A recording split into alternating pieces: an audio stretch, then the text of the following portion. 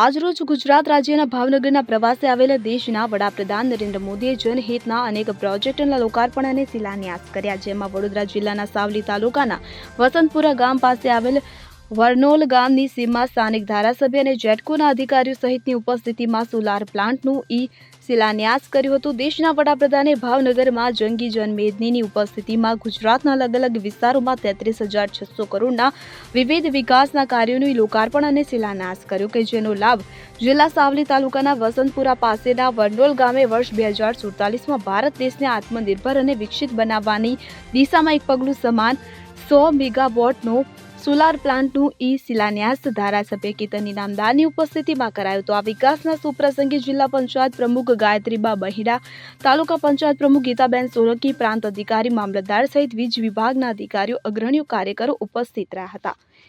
જે આદરણીય વડાપ્રધાન નરેન્દ્રભાઈ મોદી સાહેબે ભાવનગર ખાતેથી મારા સાવલીના વસંતપુરા ટોચમાં જે અવાડા કંપની 100 મેગાવોટનો સોલર પ્લાન્ટ નાખી રહ્યા છે એનો શિલાન્યાસ કર્યો। એ પ્રસંગે જિલ્લા પંચાયત પ્રમુખ ગાયત્રીબા, તાલુકા પંચાયતના પ્રમુખ ગીતાબેન, પ્રાંત અધિકારી, મામલતદારશ્રી અને અવાડાના તમામ વરિષ્ઠ અધિકારી તેમજ એમજીવીસીએલ અને જેટકોના વરિષ્ઠ અધિકારીઓ ઉપસ્થિત રહ્યા।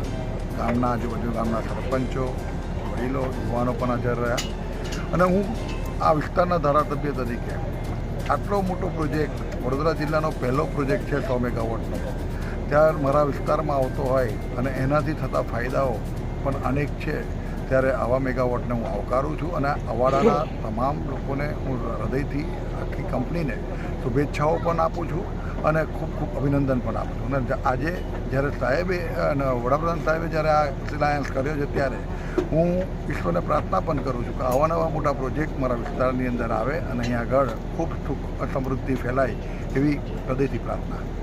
ઇકબાલ લુહાર સાથે CN24 ન્યૂઝ સાવલી। હવે જુઓ દેશ દુનિયાની તમામ ખબરો તમારી આંગળીના ટેરવે।